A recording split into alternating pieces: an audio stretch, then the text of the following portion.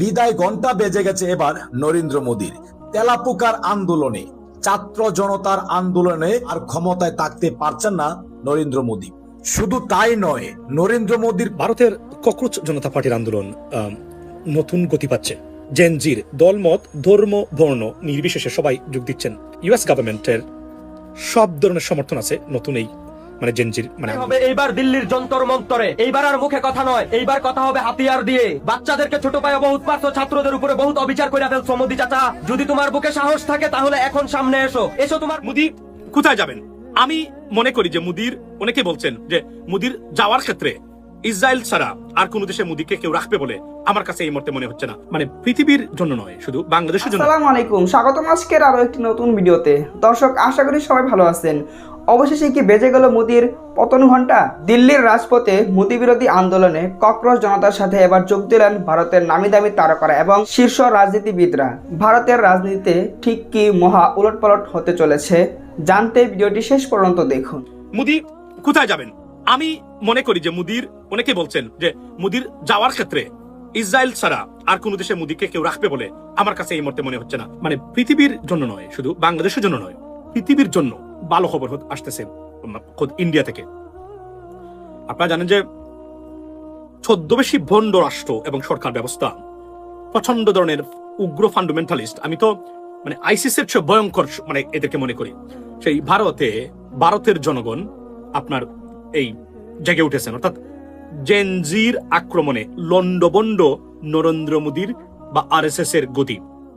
এবং এই যারা আন্দোলনকারী আছেন তাদের আন্দোলনের সিস্টেম দেখে বিশ্বাস করেন এই যে আন্দোলন বা সহযোগিতা সব ধরনের যে প্যাটার্নসটা 100% সিমিলার টু বাংলাদেশ। পুলিশকে দাওয়া করা, মিডিয়া কর্মীদেরকে দাওয়া করা, বিভিন্ন জায়গা থেকে পানি আসা, খাদ্য আসা, এগুলোর সাথে বাংলাদেশের কেন জানি আমি 100% মিল পাচ্ছি। এখানে বলে রাখি, নরেন্দ্র মোদী গভর্নমেন্টের ইতিমধ্যেই কোথায় যাবেন উনি, পদত্যাগ করবেন কিনা, করলে কি হবে, সেই আলোচনা ইতিমধ্যে ভারতের সরকার করতেছে। কেননা এই ধরনের কন্টিনিউ আন্দোলনের মুখে বিজেপি সরকার যদি ক্ষমতায় থাকে, সবচেয়ে ভয়ঙ্কর বিপদে পড়বে ভারতের ন্যাশনাল সিকিউরিটি। বিকজ এখানে বুঝতে হবে তাদের যে আপনার অ্যাডভার্সারিজ অথবা রাইভালস যত কান্ট্রি আছে, পার্টিকুলারলি চীন এবং Pakistan. Right now Bangladesh is an adversary to India as well. So আমি মনে করি বিষয়টা খুবই নজিরবিহীন। এবং আমি 2 দিন আগে বলেছি, আবার এর আগেও আমি বলেছিলাম অনেকবার, নরেন্দ্র মোদীর পতন হবে শেখ হাসিনার চেয়ে ভয়ঙ্কর পতন। একটু সময় লাগতে পারে, কিন্তু পছন যেটা ধরেছে ওইটা আর কোনোভাবে অপারেশন করেও আছে না, যে শরীরে যদি গা হয় এক্সটার্নাল মেডিকেশন বা মলম বা ইউজ অনলি আমরা বলি না, এই ধরনের কোনো কিছু এখানে কাজ করবে না। ভারতের অর্থনীতি এবং রাজনীতির এবং দেশের ভিতরে যে আপনার যে ভেঙে পড়েছে সবকিছু, এখানে আর এক্সটার্নাল মলম দিয়ে কাজ হবে না, অপারেশন হবে না। কেননা ক্যান্সার যেটা যে জায়গা থেকে, ওইটা already spread across the body বলতে গেলে আপনি বলবেন এটা, but in a whole body. এই কারণে নরেন্দ্র মোদীর পতন এখন ম্যাটার অফ টাইম। এবং খেয়াল করছেন কিনা, not a single western country ভারতের পক্ষ হয়ে কোন ধরনের বক্তব্য দিচ্ছে না। অর্থাৎ সবাই বসে আছে কখন মোদী গভর্নমেন্টের পতন হবে। মার্কিন যুক্তরাষ্ট্র, not a single word, they very very silent, because তাদের পছন্দের সরকার হচ্ছে ইউএস ভারতের কংগ্রেস পার্টি। এটা আমি আপনাদেরকে গ্যারান্টি দিয়ে বলতে পারি, এটা জানাশোনা এবং this is a project. So যেভাবে পুলিশকে পিটিয়েছে, পুলিশ তাদেরকে পিটিয়েছে প্রথমে, ঠিক বাংলাদেশে যে কাজ করেছিল এইভাবে আবার পুলিশকে তারা পিটিয়েছেন। এখানে আমি 100% আপনার কি দেখি, বাংলাদেশের সাথে, বাংলাদেশের জুলাই অভ্যুত্থানের সাথে মিল আমি দেখি। এবং সেকেন্ড থিং, মিডিয়া কর্মীদের, বিশেষ করে গদি মিডিয়ার উপর চড়াও হওয়া, আমি সেটা দেখতেছি। এবং সবাই আতঙ্কিত, বিশেষ করে গদি মিডিয়া আতঙ্কিত। আরএসএস এবং বিজেপি কেন্দ্রিক যত ধরনের প্রতিষ্ঠান এবং গ্রুপ অফ পিপল ছিল, সবাই আতঙ্কে দিন কাটাচ্ছেন এই মুহূর্তে, কখন জানি কি হয়ে যায়। এবং আজকে একটু আগে দেখলাম শাবানা আজমি, যে অ্যাক্ট্রেস ভারতের, উনি এসেছেন। আরো অনেকে, শাহরুখ খানকে দেখলাম বাচ্চাদেরকে পানি খাওয়াচ্ছেন। এবং ওনারা বলছেন, if JNG rises, you cannot stop them. That's the bottom line. And this is exactly what happens here, ladies and gentlemen. So look like আপনার Indian government, Modi government losing their grip day by day. And আমি বলছি আবারও, এটা প্রচন্ডটা cancer. প্রথমে একটা জিনিস কি, ধরেন বি এ সুপারস্টিটিয়াস মানুষ, একটু কুসংস্কারজন্য মানুষ আপনি হন। ধরেন আপনি একজন কুসংস্কারে বিশ্বাস করেন, অথবা ধর্মীয় হিসাব নিকাশ আপনি বিশ্বাস করেন। এই দুইটা জায়গার ভিত্তির উপর ভিত্তি করে আমি বলি, নরেন্দ্র মোদী যত মানুষকে নির্যাতন করিয়েছে, তার নিজের অর্ডারে, নিজের দেখা যাবেন না। এটা নরেন্দ্র মোদীর ডাইরেক্ট নির্দেশে হয়েছিল, একদম তার পরিকল্পনায়। এগুলা কি আপনি ভুলে যাবেন?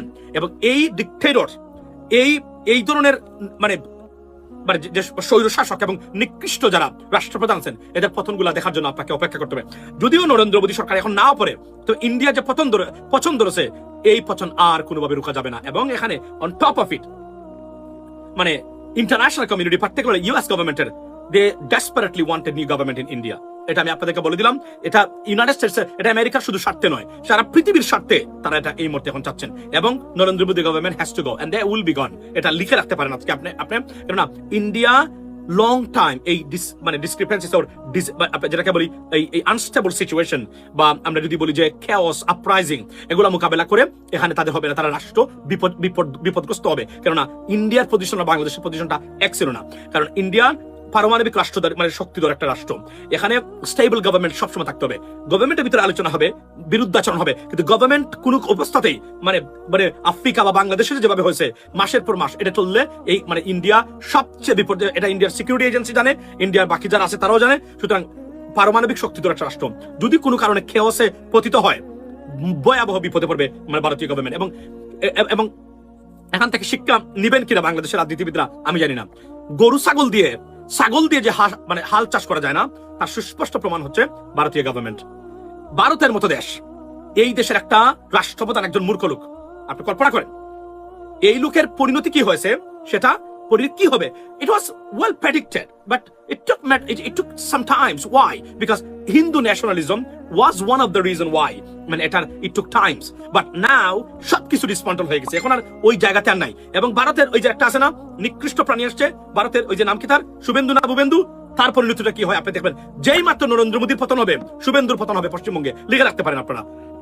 উত্তরপ্রদেশও সেটার পতন হবে। এভাবে চলতে থাকবে কন্টিনিউ। কেননা এই উগ্রবাদ যারা আছে, উগ্রবাদীদের অবস্থান আপনারা কল্পনা করতে পারবেন না যে নরেন্দ্র মোদীর পরে আপনার ভারতের প্রধানমন্ত্রী হিসাবে বিজেপি সরকার তারা প্রস্তুত করেছিল কাকে জানেন? ওই যে উত্তরপ্রদেশের যোগী, ওই যে আনন্দনা কি একটা আছে না, চরম উগ্রবাদ এবং নিকৃষ্ট মূর্খ, তাকে তারা রেডি করেছিল। কল্পনা করতে পারেন যে ভারতের মতো দেশ, যেখানে একটা ওয়েল এডুকেটেড ইন্টারন্যাশনাল ফিগার মানে মনমোহন সিং এর মতো ব্যক্তি দরকার, সেখানে নরেন্দ্র মোদীর মতো একজন প্রাণীকে বসিয়ে ভারত নিজেদের ধ্বংস ডেকে এনেছে। এবং যে কারণে ভারতের পরিস্থিতি আপনি কিভাবে কতটা ব্যর্থ, অর্থনৈতিকভাবে ব্যর্থ এবং আপনার রাজনৈতিকভাবে ব্যর্থ, তাদের একটা পার্শ্ববর্তী দেশের সাথে তার সম্পর্ক নেই, এবং অর্থনৈতিকভাবে কতটা ব্যর্থ ভারত। আমি তো বলি আপনি আটকে উঠবেন, ভারতীয়রা আটকে উঠবে যদি তারা প্রকৃত অর্থেই যদি তারা এই স্ট্যাটিস্টিক্স গুলা কোনো কারণে তারা পেত। গোপন করার পরেও যে তথ্য বেরিয়ে আসছে, এটা আমি বলছিলাম কয়েকদিন আগে। আপনাদের কাছে একটা জিনিস দেখাই আমার এই লাইভে, যে আমি কয়েকটা ক্লিপ আপনাদের সাথে শেয়ার করতে চাই।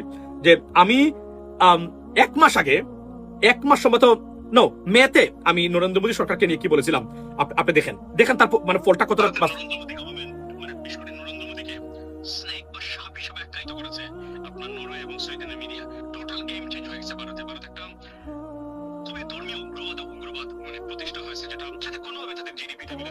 আচ্ছা, আমি এর চেয়ে বেশি আপনাদেরকে দেখাবো। আমি আপনাদেরকে বলি, এই তথ্যটা আমি দিয়েছিলাম মেতে, এই ভিডিওটা মে 2026। অর্থাৎ অর্থনৈতিক অবস্থা কতটা ভঙ্গুর ছিল সেটা তারা বলছে জিডিপি 7.5, IMF বলছে। তাহলে এটার সাথে আমরা যে অর্থনীতিতে পিএইচডি করা দ্য ইনস্টিটিউশন ফর ইকোনমিক্স বা এই যে ইকোনমিক ফোরাম, যেটা তারা বলছেন যে এটার সাথে কোন দেশের জিডিপি যদি এই পর্যায়ে গ্রোথ করে, তার কারেন্সি এইভাবে মান হারাতে পারে না। It's completely contradictory to the economic equations. So এটা আমরা নিয়ে কথা বলছিলাম, এবং আজকে দেখেন তার পরিণতিটা এই যে আজকে ভারতে চলছে, একদম কতটা মিল এই তথ্যগুলোর সাথে আমরা যে কথা বলেছিলাম এই কথাগুলো নিয়ে। এখন কেন ভারতের এই উগ্রবাদ সরকারের পতন বাংলাদেশের জন্য আশীর্বাদ? এই কারণে আশীর্বাদ, বাংলাদেশের ইনস্টেবিলিটির জন্য তাদের যে আগ্রাসী মনোভাব, হিন্দুত্ববাদী যে সেন্টিমেন্ট, এটা সবচেয়ে বড় খারাপ ভূমিকা রেখেছে এটা হচ্ছে বাংলাদেশের ক্ষেত্রে। এবং তারা এই 17-15 বছরে এমন ভাবে মেডলিং করেছে আমাদের দেশের ব্যবস্থা, তাদের প্ল্যানই ছিল যে কোন ভাবে হোক না কেন বাংলাদেশকে দখলে নিতে হবে। ধরেন এর আগে যারা ইন্ডিয়ান গভর্নমেন্ট করেছে তারা কন্ট্রোল চেয়েছিল, তাদের পাপেট গভর্নমেন্ট। মোদী চেয়েছিল কমপ্লিটলি বাংলাদেশটাকেই তারা এতটা আগ্রাসী ছিল একটা পর্যায়ে যে বাংলাদেশকে তাদের নিজেদের রাষ্ট্র বানিয়ে ফেলবে, তারা করদ্রাজ্য বানিয়ে ফেলবে, দখল করে নেবে, এই ধরনের প্ল্যানও তারা করে রেখেছিল।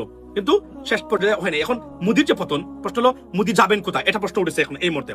মোদী কোথায় যাবেন? আমি মনে করি যে অনেকে বলছেন যে মোদীর যাওয়ার ক্ষেত্রে ইসরায়েল ছাড়া আর কোন দেশে মোদীকে কেউ রাখবে বলে আমার কাছে এই মুহূর্তে মনে হচ্ছে না। রাশিয়াতে থাকতে পারবে না, চীন তো নিবে না, পাকিস্তান নিবে না, বাংলাদেশে তো জায়গাই নাই, মানে দুটি কুলে ফেলবে বাংলাদেশের মানুষ। আর কেননা বাংলাদেশের প্রতিটা হত্যাকাণ্ডের সাথে মোদী গভর্নমেন্ট জড়িত এবং সরাসরি মোদী জড়িত বলে আমি মনে করি। জুলাই বিপ্লবে যতজন মানে তরুণ প্রাণ হারিয়েছেন, প্রত্যেকটা তরুণের মৃত্যুর দায় ভারত এড়াতে পারে না, অফকোর্স পারে না, এটা আমি নির্দ্বিধায় বলতে পারি। বাট এখানে আসছি আমি মেইন জায়গাতে, নরেন্দ্র মোদী কি মানে চলে যাবেন কোথাও? আমি মোস্ট লাইকলি নরেন্দ্র মোদী সরকার, নরেন্দ্র মোদী ভারতে থাকতে পারবেন হয়তোবা, তার সিকিউর কোন মানে স্টেটে থাকতে পারবেন, গুজরাটে হয়তোবা থাকতে পারবেন উনি, কিন্তু ক্ষমতা থেকে চলে যাওয়ার পরে পরিস্থিতি ভয়াবহ হবে, এটা আমি আপনাকে নিশ্চিত করে বলতে পারি। কেননা ভারতের অনেক অপরাধ ভাই, মানে গণহত্যাকারী যারা আছে এরা কোনোদিন শান্তিতে ইজ্জত নিয়ে রাষ্ট্র মানে সরকার থেকে যেতে পারবে না।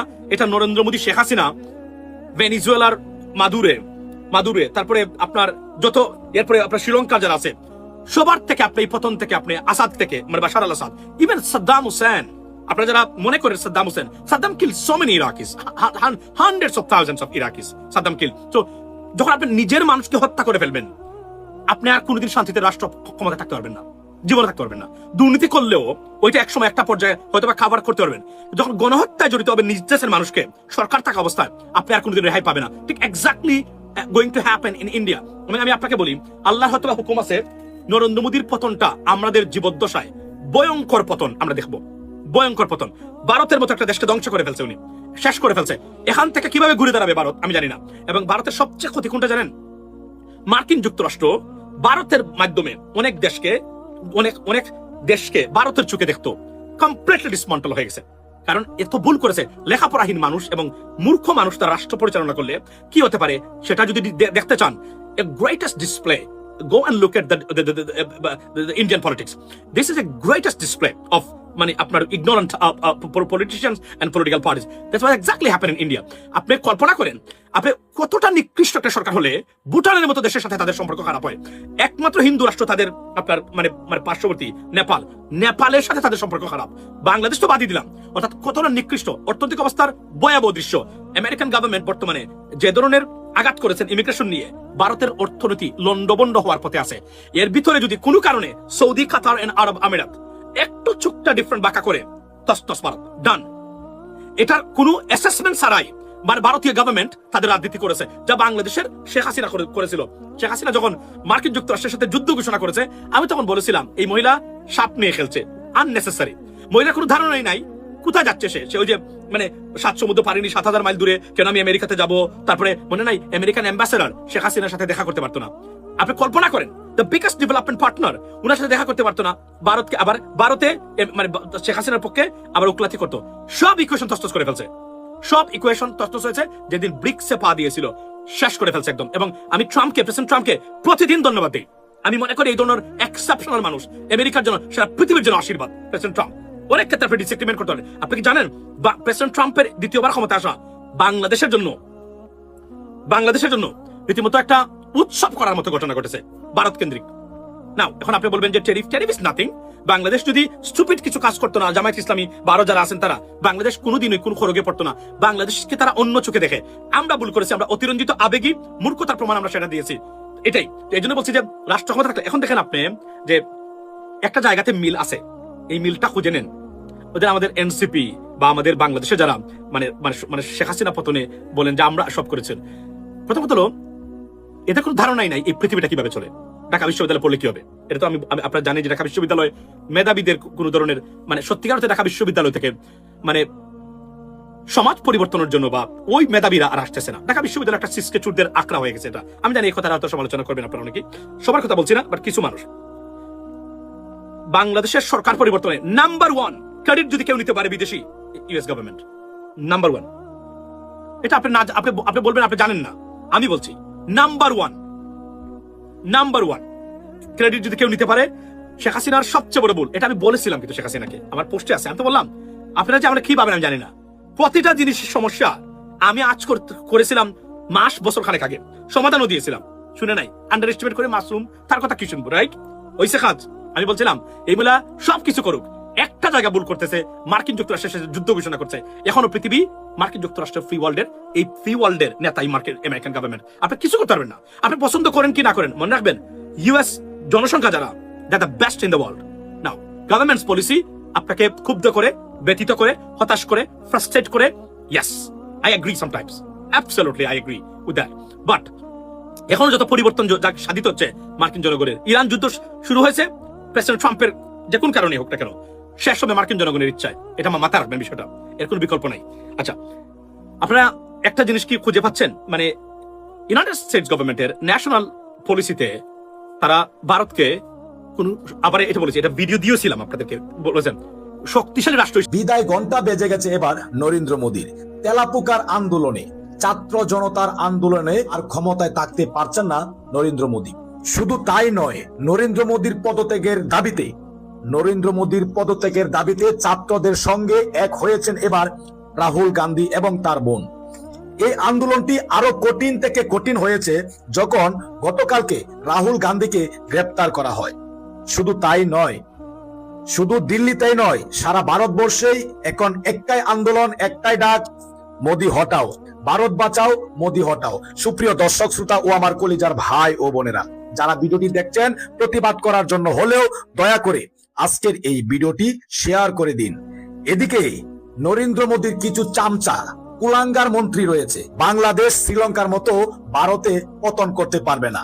আবারও এই কথাটি বলে জনগণদেরকে জাগিয়ে দিয়েছে। এবার আন্দোলন কঠিন থেকে কঠিনতম রূপ নিয়েছে। শুধু দিল্লিতেই নয়, এই দিলীপ ঘোষের কথার পর এবার কলকাতা, পশ্চিমবঙ্গেও রণক্ষেত্র শুরু হয়েছে। সুপ্রিয় দর্শক শ্রোতা, অত্যন্ত গুরুত্বপূর্ণ ভিডিওটি প্রতিবাদ করার জন্য হলেও শেয়ার করে দিবেন। আপনি কি চান নরেন্দ্র মোদীর পদত্যাগ হোক?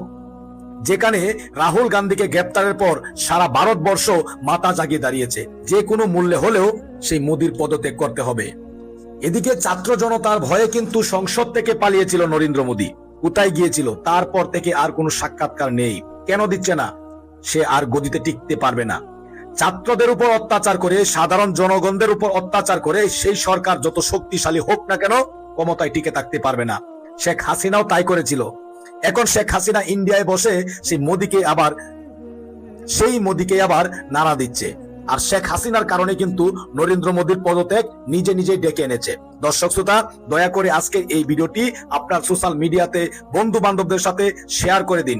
সবাই কমেন্টে জানান পদত্যাগ চাই, এই কথাটি বলে কমেন্ট করুন। দর্শক শ্রোতা, সবাই ভালো থাকুন, সুস্থ থাকুন। আশা করি ভিডিওগুলো সম্পূর্ণ দেখেছেন। এই ভিডিও সম্পর্কে যদি আপনার কোনো মতামত থাকে তাহলে অবশ্যই কমেন্ট করে জানাবেন। ভিডিওগুলো ভালো লাগলে অবশ্যই লাইক করবেন। দেখা হচ্ছে পরবর্তী কোনো ভিডিওতে। সেই পর্যন্ত সবাই ভালো থাকবেন, সুস্থ থাকবেন। আল্লাহ হাফেজ।